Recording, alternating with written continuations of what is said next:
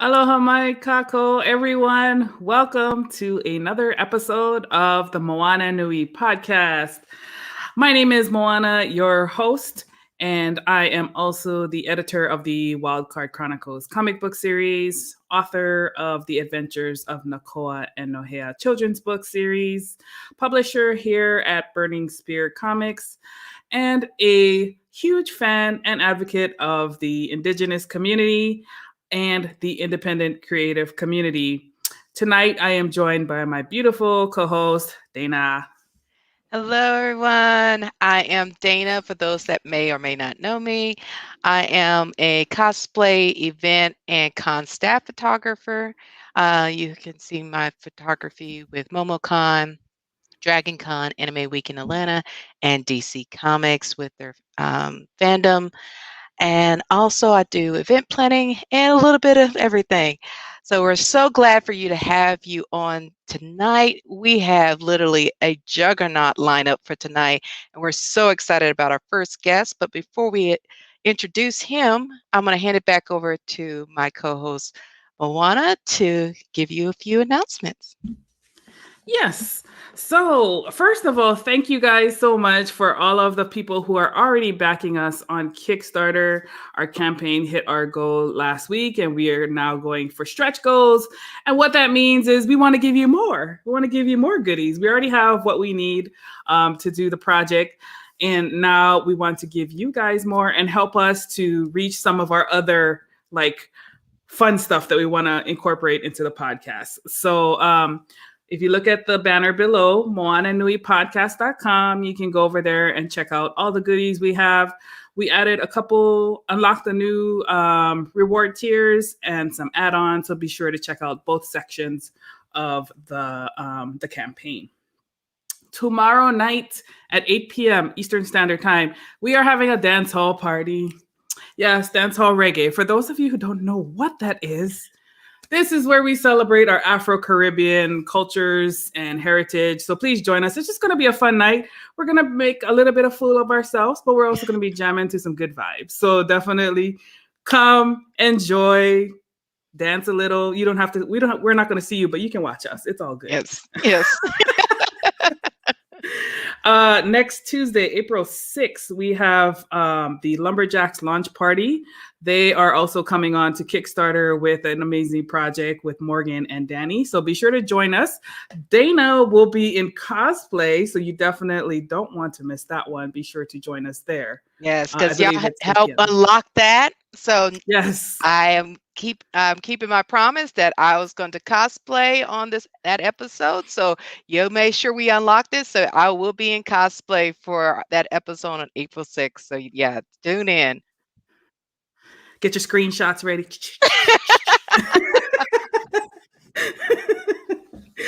A couple spotlights. Obviously, tonight we have the amazing Robert Jeffrey here with us tonight. He has a Kickstarter also live right now. You want to check out the Fox Chronicles. They recently hit their goal. So this project is going down.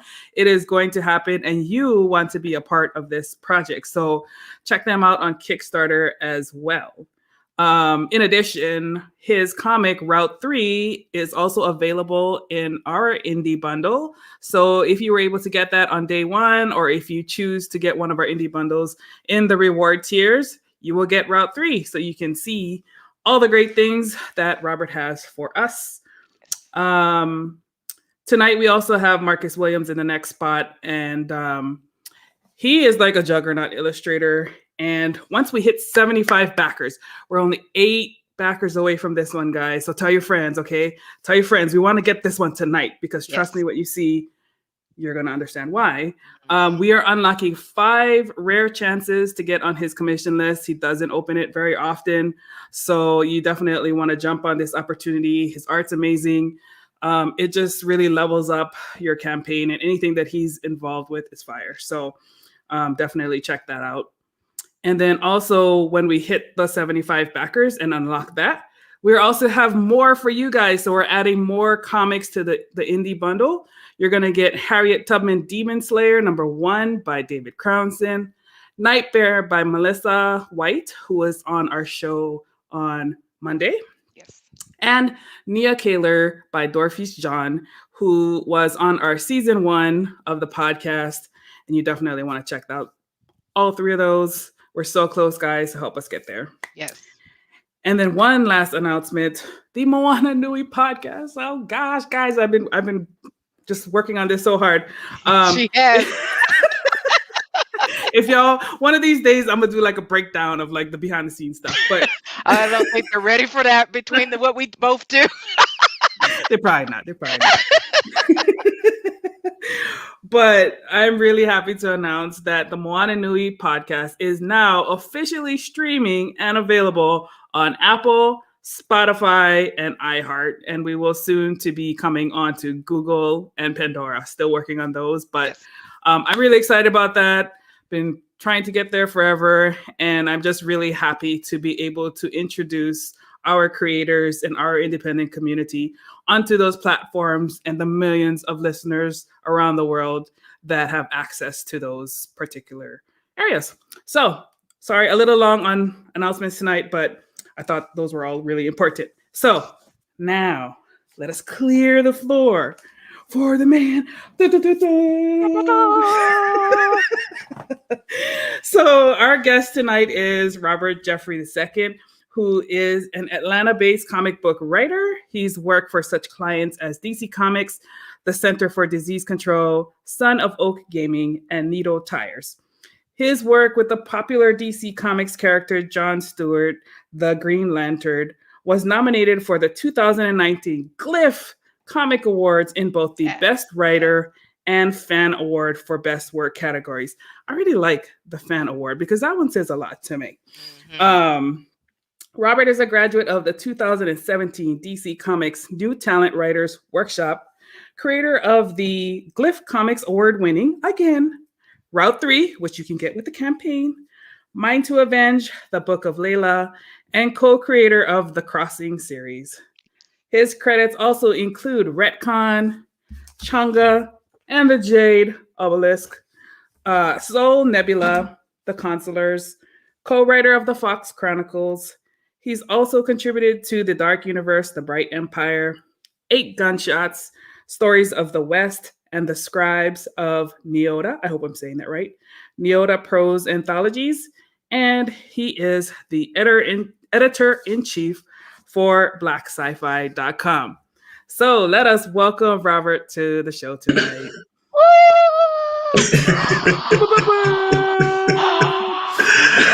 Oh man, wow. We're not worthy. We're not worthy. Welcome. Thank you all. Thanks for having me on and the great introduction. I appreciate that. No, absolutely. Aloha J-Man for tuning in. He's one of our listeners here. Oh man, we're really excited to have you on. Dana and I have been talking about this for a minute, so we're glad we're able to find time to working into the busy schedules that we all have. Exactly. Yeah. Thanks. So let's start a little bit with the origin story. Tell us a little bit about yourself. Where'd you grow up and how did your writing journey begin? I'm originally from the south side of Chicago. And way back when, my mom, I love to read. So growing up, I love to read. So my mom would, take my brother and I to the library or to, to a bookstore, or to the drugstore, which amazingly enough, they used to sell comic books there. So when she saw kind of the love of reading that I had, She just wanted to kind of, I guess, give us more, kind of nurture that and, give us, more stuff to read. And in this case, comic books have pretty pictures. So, or like colorful pictures that the kids will love. So um, that's, so when it comes to, my love of writing, it starts with reading. It was a huge part of it.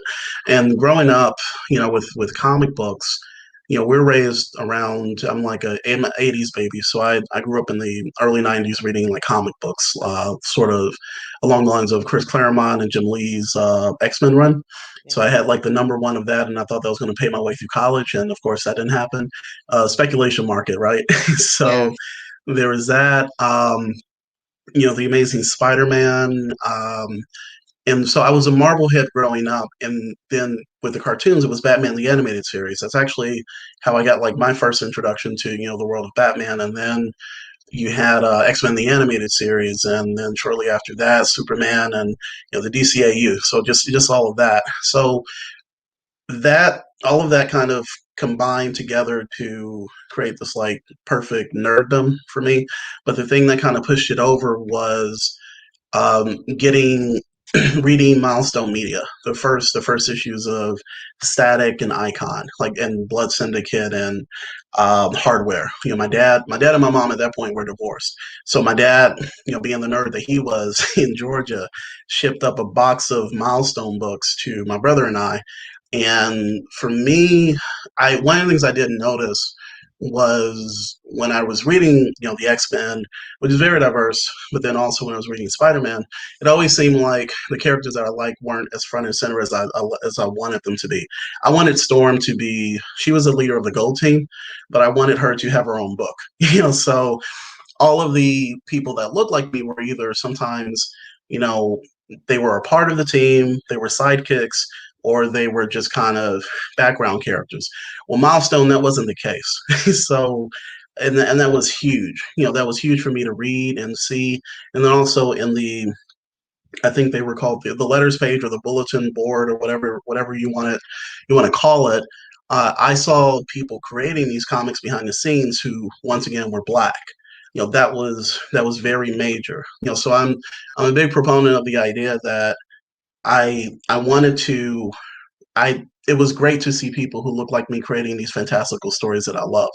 So that and also just loving Star Trek Deep Space Nine, growing up on Back to the Future and just science fiction in general, that pushed me into wanting to write, these kind of crazy stories that I do. So that's kind of the birth of everything. Awesome. Now, of course, with your talent as a writer, you have worked with clients like DC Comics, the Center of Disease Control, CDC, and many more. How is writing for a public company versus writing for a comic publication? So something also like the CDC versus writing for like 133 Art. Is Hmm. that what you mean? Yes. Okay. So um there are definitely with any piece of client work that I do, um there are certain guidelines that I have to follow sometimes, so especially with the CDC work, that's government work. Yeah. So it's I don't want to say that it's like overly structured or people are like holding your hands every step of the way, but um, I can't write a scene of a Nazi getting assassinated at the beginning of the book, for the Centers for Disease Control. So Yeah. that's not going to flow. So there definitely things are a little bit structured, but you might have some clients who want you to go like crazy with it, depending on whatever you're hired for. So in the case of the Centers for Disease Control, myself and five other writers were hired to write a animated motion comic raising awareness about STD prevention and HIV prevention and awareness and for teens. So think of and not as sappy because we really didn't want to. We also realized that we were adults writing for teens, so we didn't try to Dawson's Creek it up or make it like the CW network type of stuff, but we tried to make it as authentic as possible while teaching at the same time. So it was like an edutainment type of thing. But definitely there were things that the CDC wanted, that we provided within the story. But the cool thing was we were able to provide more of a kind of a creative voice, to the process. With 133 Art, shout out to Jason and Kimmy Reeves. I can talk to Jason about like if something that he's hired me for. So for like retcon, I was hired to bring his story to life, and I think like our big thing, I don't know if it was I or he, but we ultimately both wanted to open that book up with an alternate take on how Hitler was assassinated. So, to start the story with kind of a shock, kind of a big, catch them, get them, from the beginning.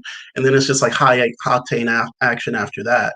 And that seems to be with everything that I do with 133 Art. So, I mean, Jason loves the big concepts. He loves the, high risk stories and all that.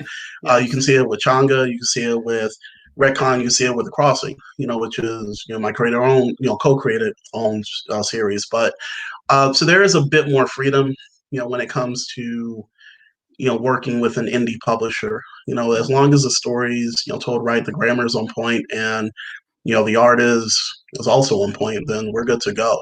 But I never say no to an editor.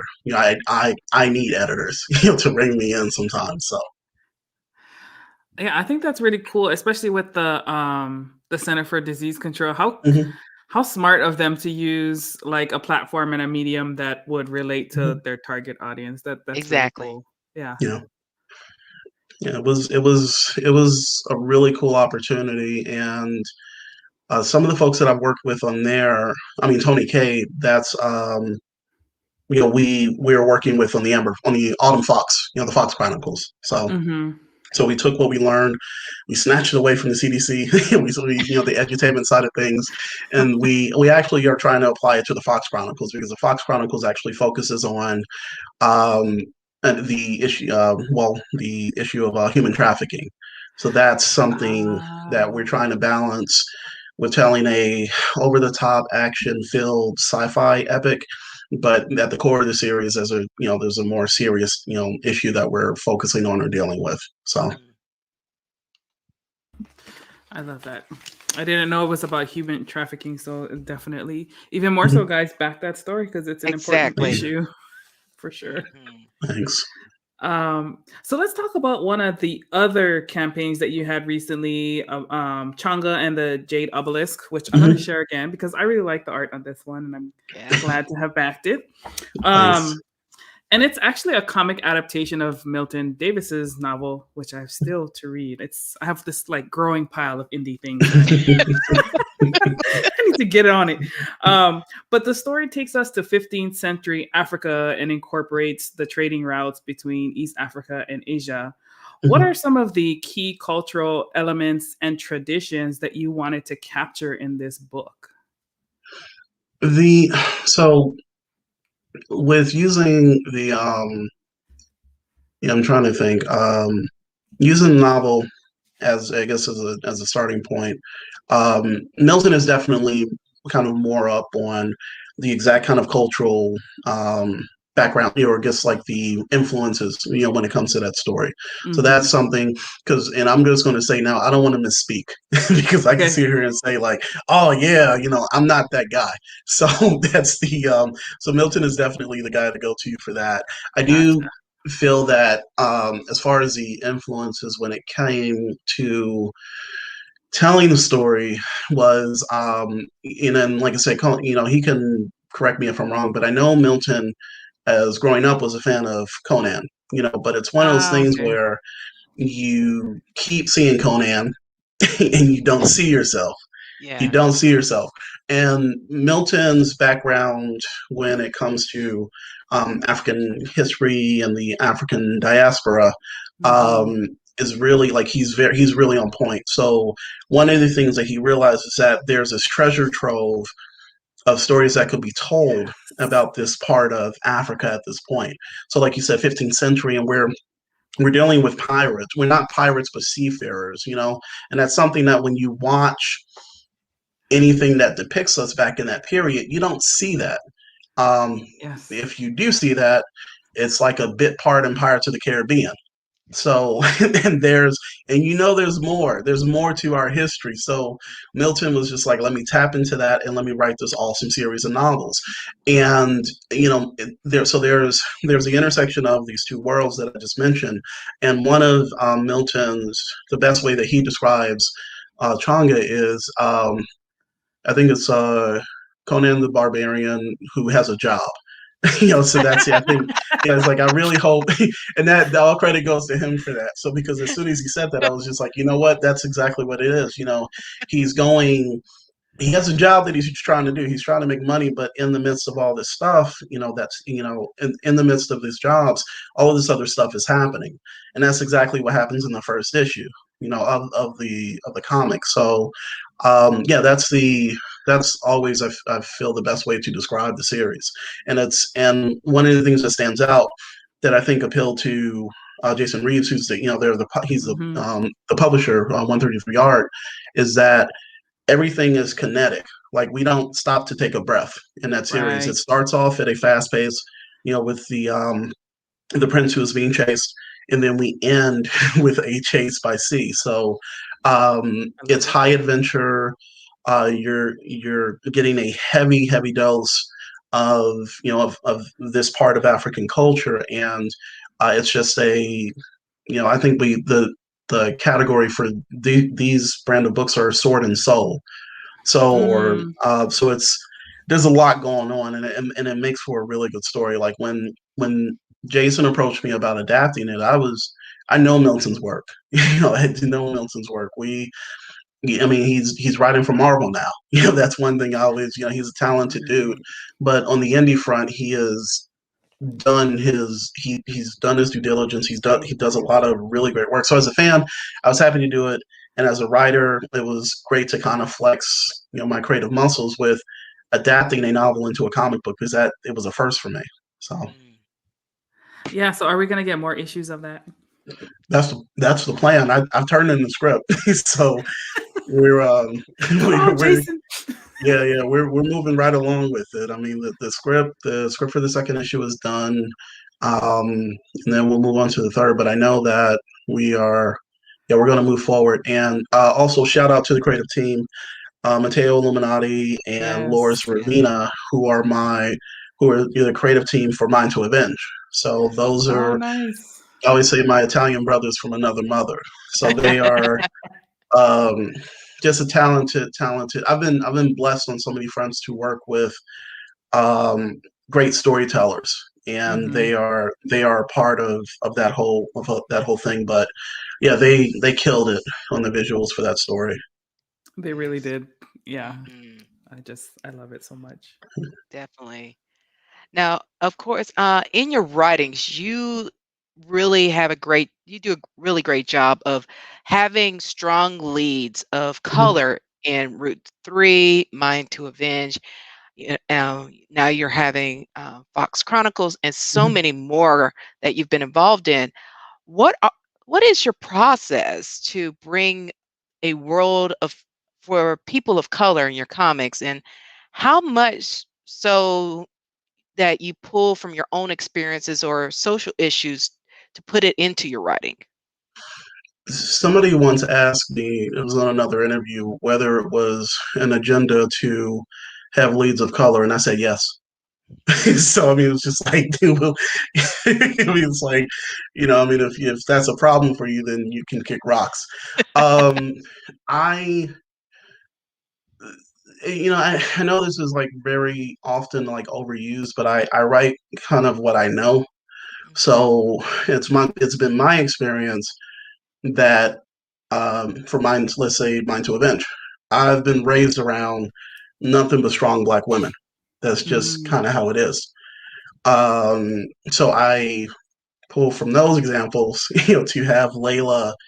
I didn't know anybody who was flying on rocket packs. If my mom was doing that, then I didn't know that. But she, so that strength, like, I pull from her and my aunt son, from Chicago, or my dad's side of the family, and that's strong Black woman, married to one strong Black woman. When it comes to I'm thinking of like something like Route 3.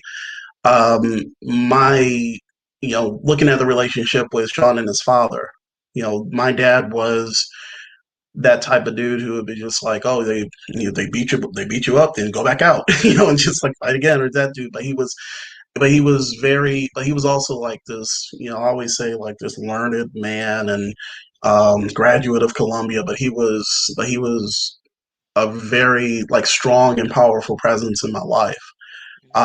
That's reflected in Sean's dad. Um, and then Sean, my wife jokes, it's like, he's just the nerd. He's a nerdier version of you, that type of thing. But one of the things on that front, when it comes to, kind of fleshing out some of the personality aspects of some of these characters, black characters or characters of color, whatever you want to say, or PLC, whatever. But there's that's where I pull from. But one of the things that I try to show in my stories is that we're not all monolithic, as much as people want to say we are. Right. So if you are coming to one story of mine, everybody is not going to be the same.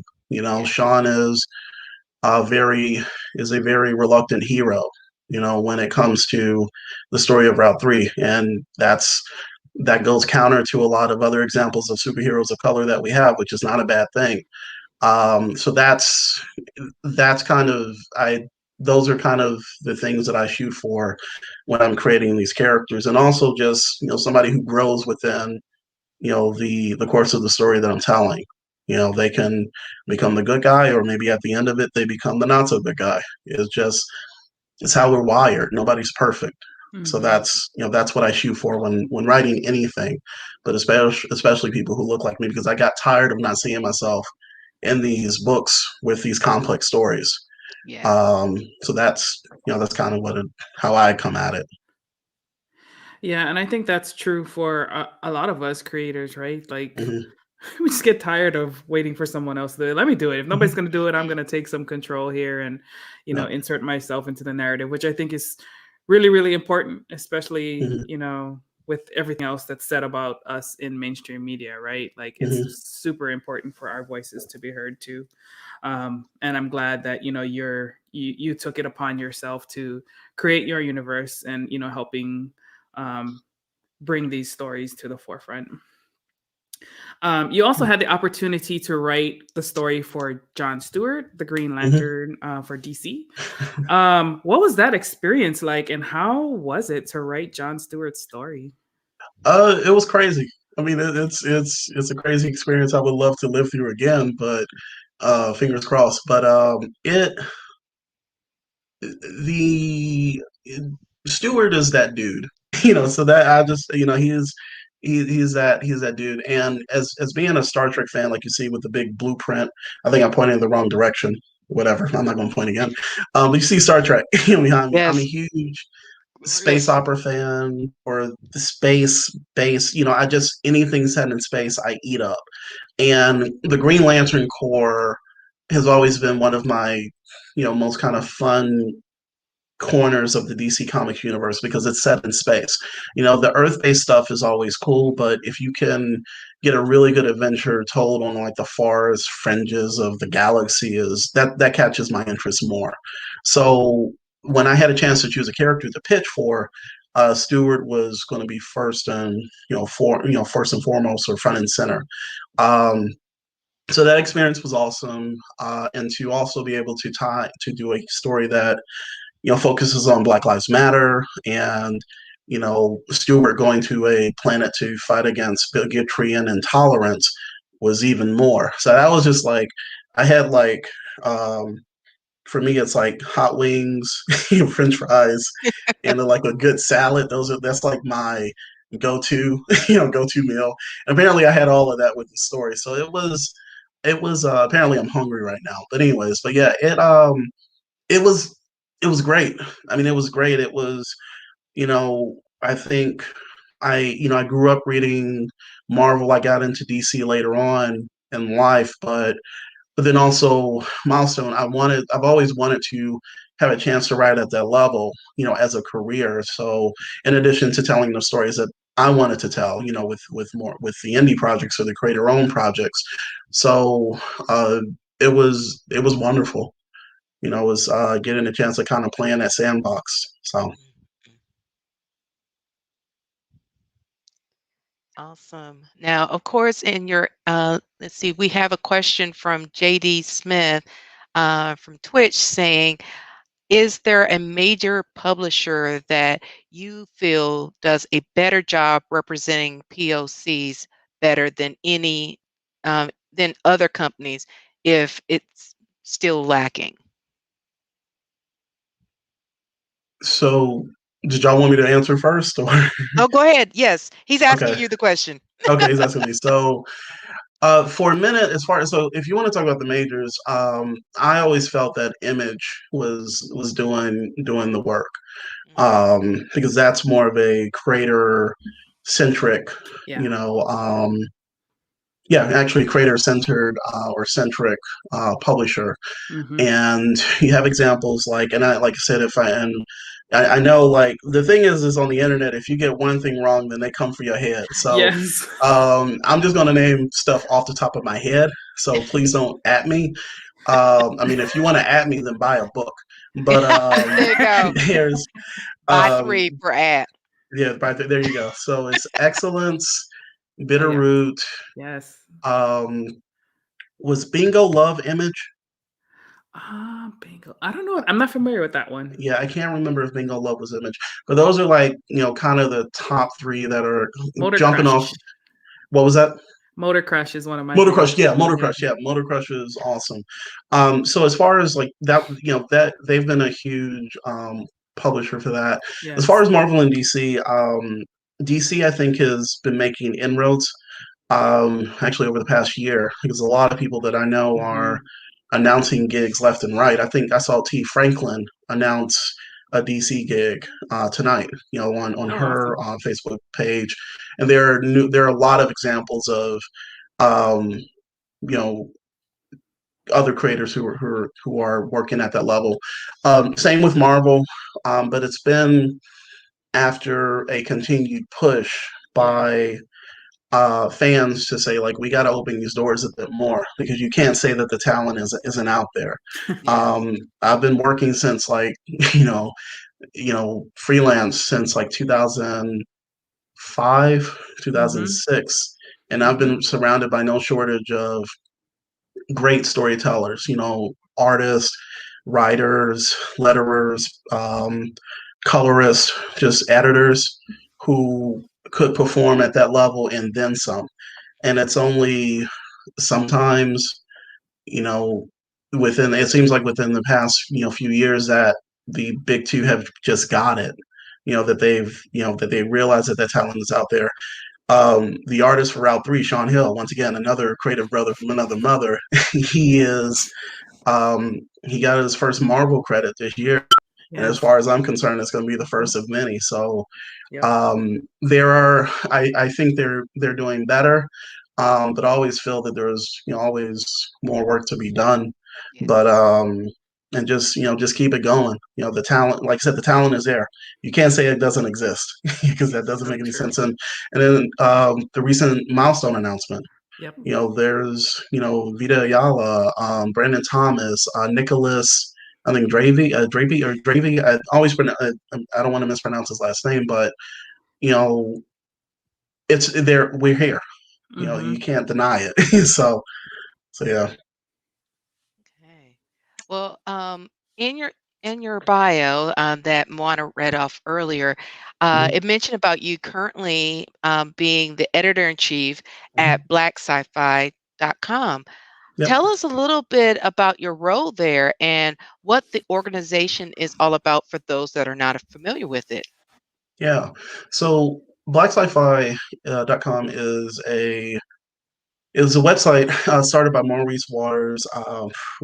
Man, it's been a minute. So he's been around for a while. The website's been around for a while.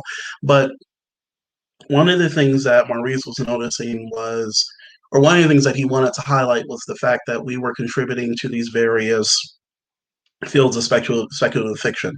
So we make horror movies, we write comic books, we act in sci-fi epics, on both the indie and mainstream front. And he kind of got tired of, the fact that these works weren't being as widely spoken about as they are, as they needed to be, So, in addition to that, he wanted to highlight our contributions, members of the, descendants of the African diaspora, to the fields of STEM, science, technology, engineering. Sometimes A is in there for arts, and then mathematics. All things that sometimes I'm bad at, actually very bad at. But anyways, so.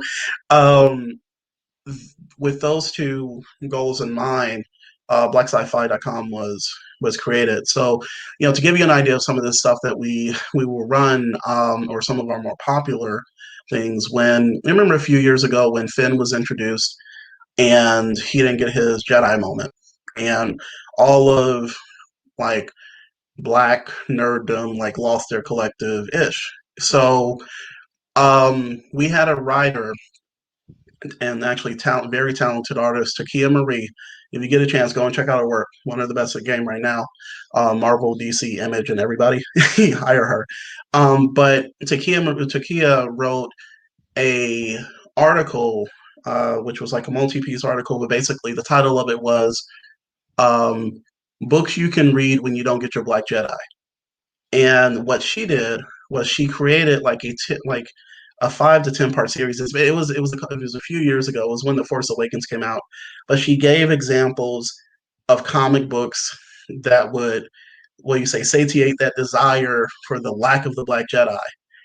So and um and it was books that we were familiar with and books that we sometimes we weren't familiar with, but one of the things that's what we wanted to do, just highlight that we're already doing this. We're giving your quote unquote Black Jedi. So that's what our goal was with the piece.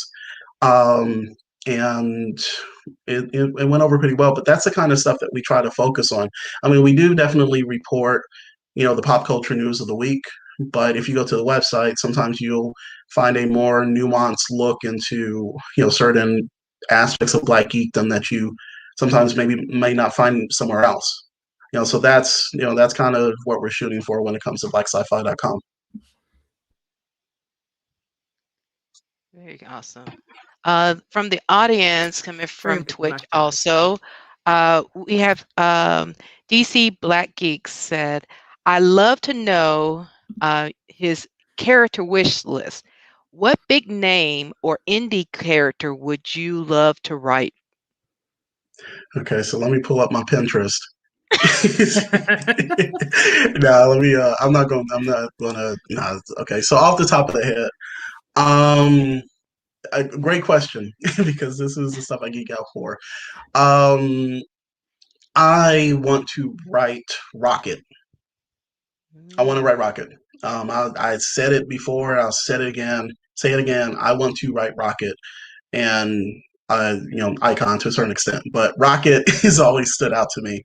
Within that partnership or that dynamic duo. And actually, I feel that she's the lead of that series. It may have Icon's name on it, but for me, Rocket. So, so she's first. If somebody ever decided to do another spinoff comic of Sliders, I would love to have a chance to play in that universe.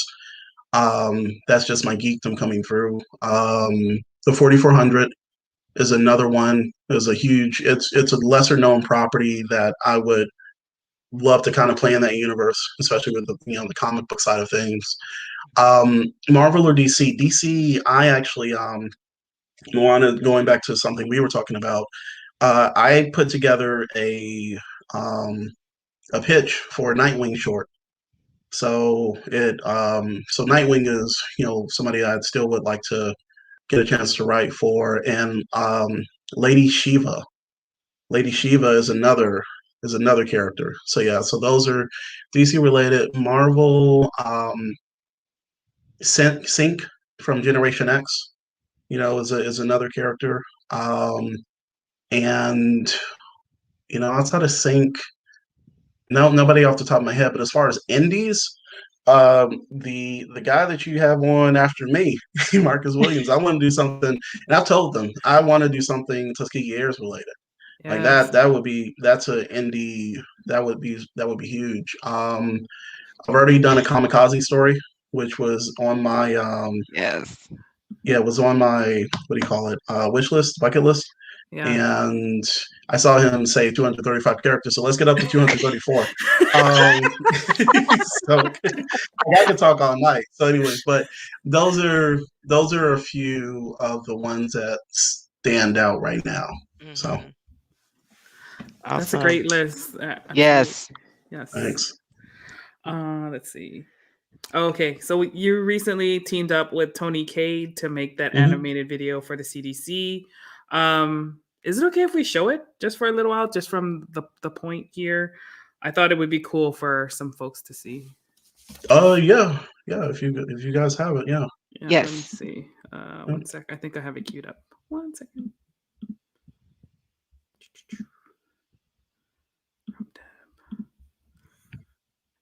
I know Dana's laughing at me.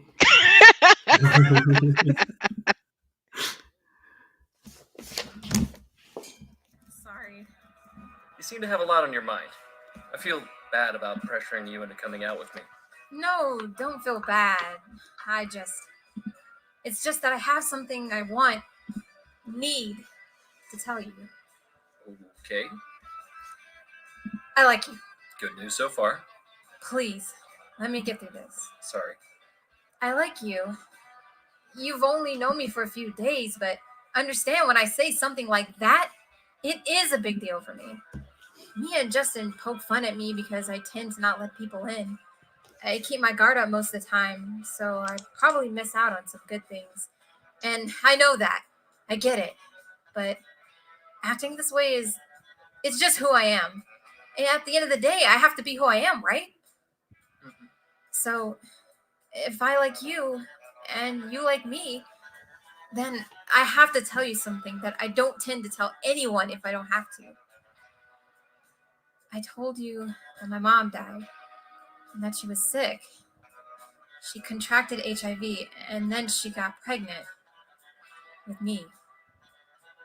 So, does that mean... I'm HIV positive.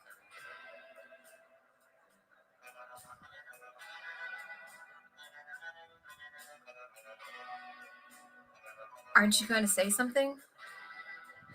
What would you have me say? Say something. Say anything. Throw your drink in my face. Anything is better than silence. Okay.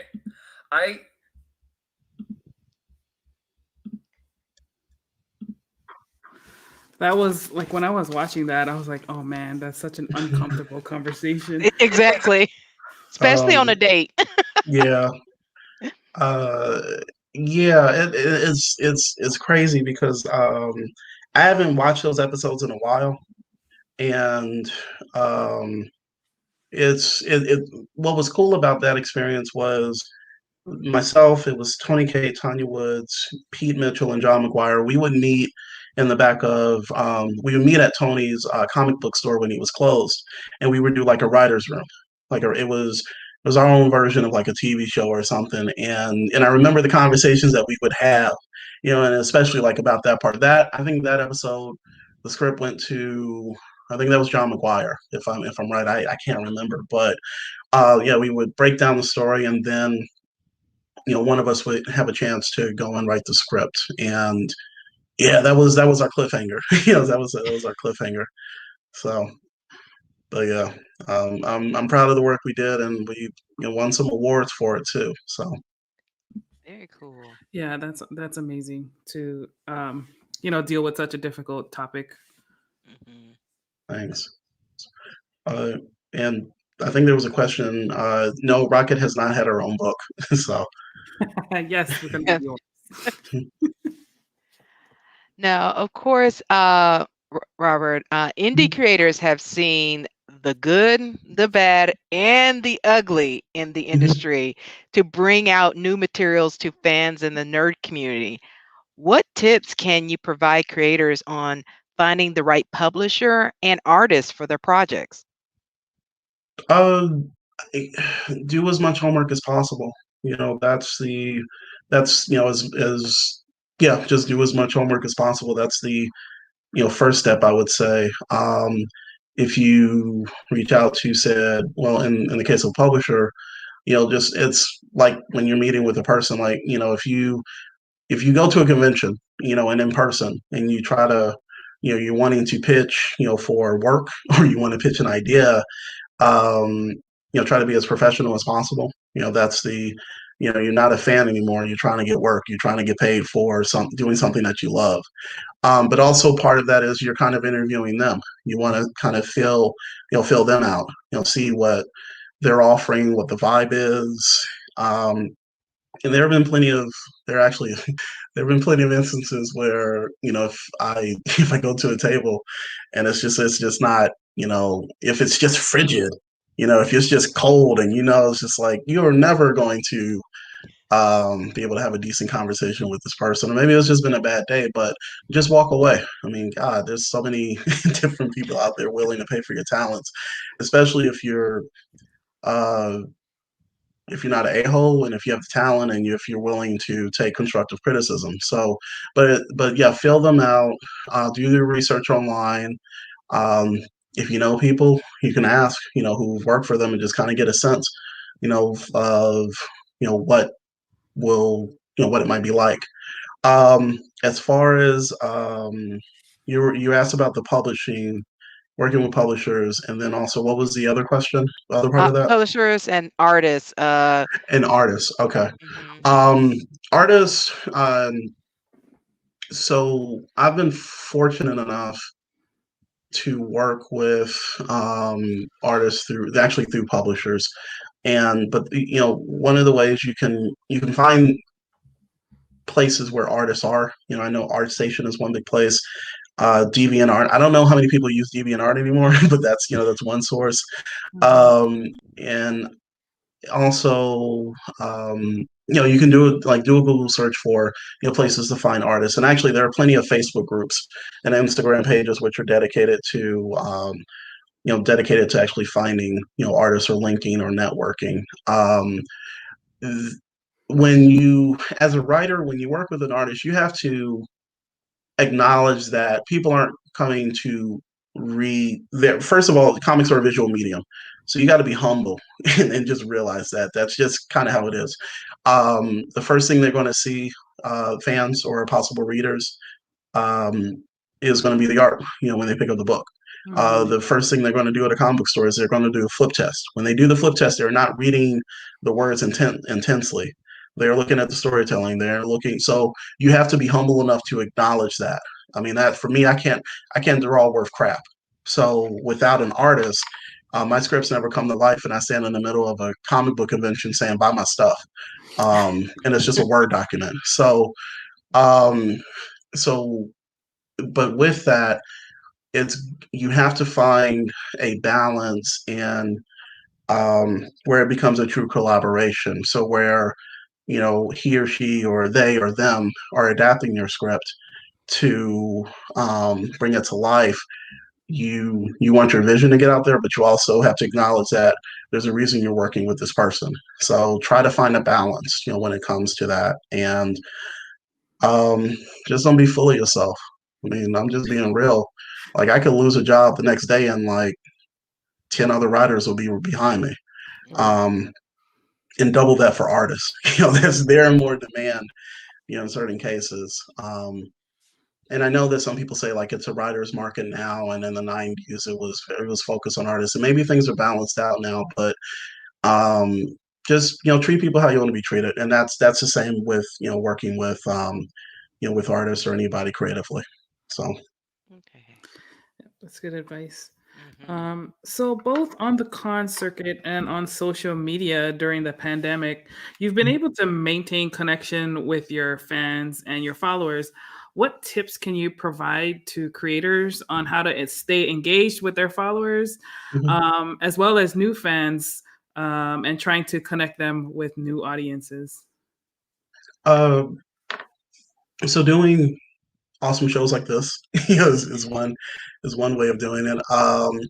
You got to stay active. I think last year, because of COVID, it hit everybody. It hit everybody, some worse than others.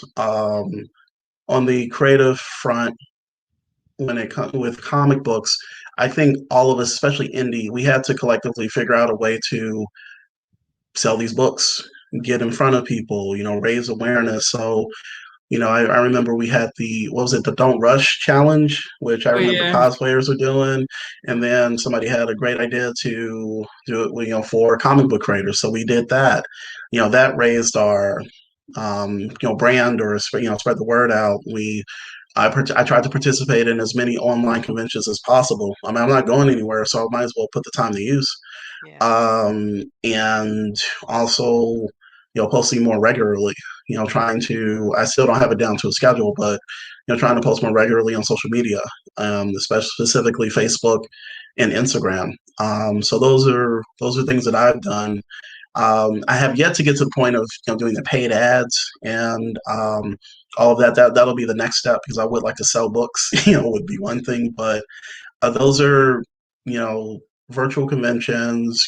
Being a little bit more active on social media, and but those are things that I did to kind of help out with not being able to physically go to a convention, because I always tell people the way I make my money is through conventions.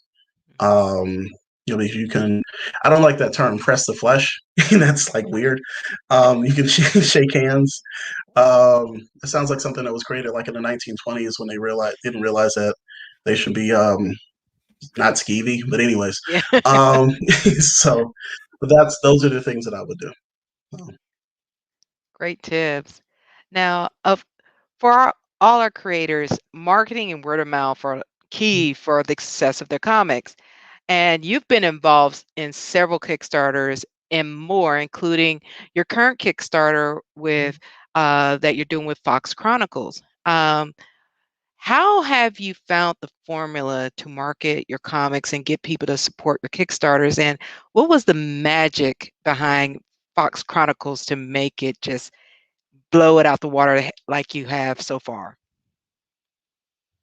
First of all, thank you for that. For the using the Fox Chronicles, it's been a team effort. Like it, even from jump. Like Mike Watson, with Yes. Chat and Draw. We did his show, and using his energy, just like Mike is hyped, and I'm Yeah. just like, Yeah. man, I wish I could tap into that sometimes, because I'll just be chilling here. I'm like, We need to can it. We need to can it and sell it. yeah, we need to His sell it. energy. Yeah. But shout out to Mike. When we did that show, it was, I think, like 5 or 6 of us from the creative team, and it was like squad go. We were collectively, and including Mike and his show, we all came together to promote, push, just everything. Tony, Tanya Woods, Pal, Leveda, I'm having Leo, myself, Dedrin, just everybody. It was, and then we branched off, and then everybody else kind of came and helped us out. So I think word of mouth really helped us out in this circumstance, especially for an unknown property. I think people know, myself. People know members of the team. They know Tony from Challenges, but this is the first book that Tony is putting out under a new imprint by himself. They know Tony from Challenges and Terminus. This ain't got nothing to do with Terminus, and I'll say that straight up. It ain't got nothing to do with Terminus. So it was word of mouth and just grinding like every other day, it seemed like, and also getting the support of y'all. And the other podcast that I did, it just like I said, you act like a decent human being, you get that in return. Yeah. That's just kind of how it is. So, but that was the case. And then also just doing stupid posts about the Whispers. If you want to be cool, donate to the Kickstarter and walk like the Whispers. And I know people like under the age of whatever were like the Whispers. I was just like, yeah, I used to listen to the Whispers back in the late 80s, and that type of stuff. So, and you got to get creative. You got to have fun with it. Otherwise, it turns into like a nail biting experience, and you're like, oh my god, when we're gonna? And it's just like, I can't do that. I got too much other stuff to worry about. So, That's awesome. Yeah, guys, definitely check out Fox Chronicles. The link is up on the screen right now, and you should be able to see it in the comments as well, hopefully. I believe their goal was 8,000 and they're sitting at 8,500 right now. So definitely, please go and support that. And while you're doing it, also support the Moana Nui podcast if you like what you're hearing tonight, because really the money gets reinvested right back into the podcast so we can continue building this up and making it so much more cooler for all of you. So one last question before we close out tonight. What are some other projects that you're currently working on, at least the ones that you can talk about? And where can fans find you online? So as far as working on, To Avenge 4 should be, that script should be wrapped up by tomorrow. So it's weird that y'all have me on the show like the day before. So that should be up. We have more Changa coming through. We have Subsume. With Subsume, I'll do it by publishers. Subsume the Soul Nebula, the Consulars, which is we call it What If. It's basically kind of our take on The Expanse, with more social commentary. Ooh. And it's another space opera that's dear to my heart. There's another project with a publisher which I don't think I can announce yet. And then just last week, and then actually the Kamikaze Anthology should be coming out this year. So that'll be cool. And that'll be the first work that I've done with Takia. And we have Retcon number 2 coming out with 133 art. And then last week, I announced that I am working with game developer, Blowfish Studios. There's work that I'm doing for them that I guess I can't talk about. So those are things that are coming up. And a couple of more ideas, but a couple of other things, but yeah, that's kind of it for right now. I'm just trying to make sure I have everything straight in my head. But as far as where people can find me, Robert K. Jeffrey, that's JEFFREY.com, RobertKJeffrey.com. Awesome. So all those books that he currently have out and we don't have on the Kickstarter, go ahead and pick them up.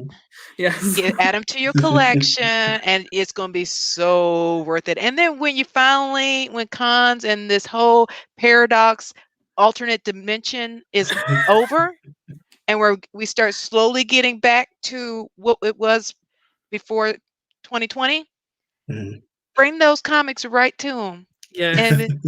And that way you meet them, let them know that you read it, get them to autograph it, and then pick up some extra stuff while you're there. Thank you. Yes, absolutely. All righty. Well, is there anything else you would like to say to the audience? Anything else you'd like to share before we close it down for tonight? Thank y'all.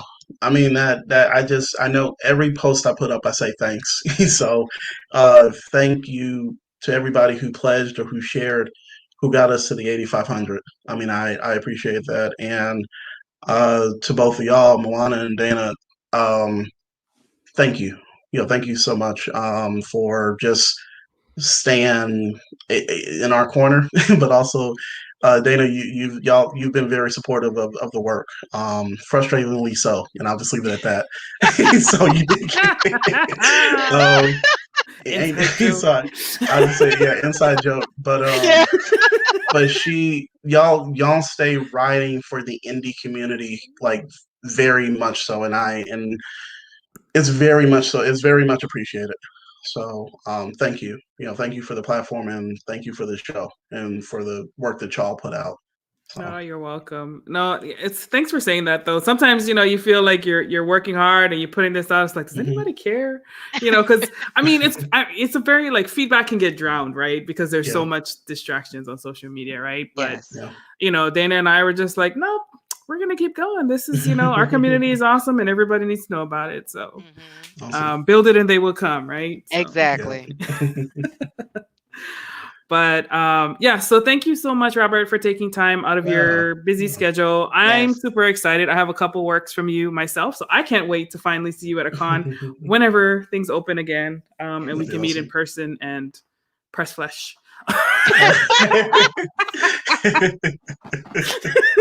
Give a handshake. I'm just waiting for somebody who just tuned in at the wrong time and they work for Anchor. It's like, oh my. Yes, is this after dark episode? You must listen to the entire episode to catch that one. Oh man, but yeah, I mean, we always have a lot of fun with you guys, and I don't know about Dana. I think I can speak for her too, but we learn so much on this show, and we get so much out of it, and we hope that our listeners do too. So once again, thank you so much.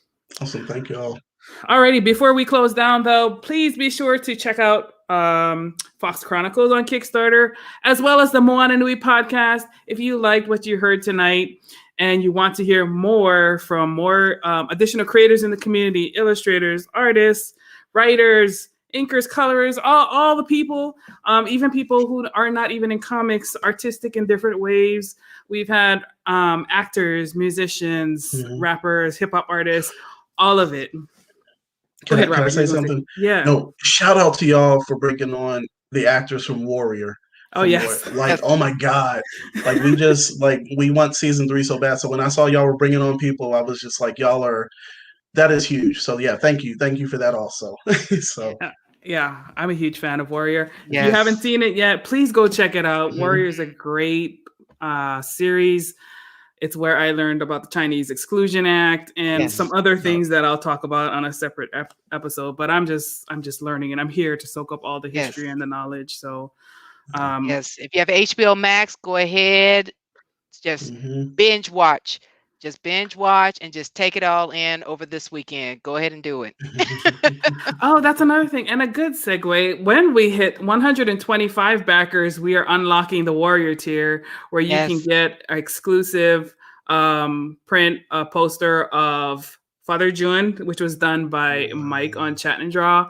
It's an amazing piece. He and I collaborated on an episode. We interviewed Perry, and Mike was on, and he was doing his drawing, and we did the interview. So we're excited about that one, and still so very honored. Perry will be coming back for Asian American Pacific Islander Month in May. We're having a bunch of panels then, so we're so excited. Yes. Alrighty, guys. I think that's all. Dana, anything else? That's it. Once again, in the comments, please definitely go to the Kickstarter for Fox Chronicles. Support, find your tier that is within your means, that of what you're looking for, and definitely give support, but also come and definitely support the Moana Nui podcast. Go to moananuipodcast.com. It'll take you straight to our Kickstarter. We have various packages, and as Moana announced at the beginning, we are just 8 backers away that we're unlocking our next tier, which will be 5 exclusive commissions done by Marcus Williams, who is our next guest coming on at 8:30. So if you're a fan of his work, you've always wanted to give a commission but been unable to, this is your chance. Yes, absolutely. Alrighty, guys. Thank you all for tuning in, for your support, and listening to all of our wonderful voices here on the Moana Nui podcast. We appreciate you. Please stay safe. Keep yourselves healthy. Do your part so we can get out of here and be back on the scene. Alrighty, guys. We love y'all. Malama pono. Ahui ho.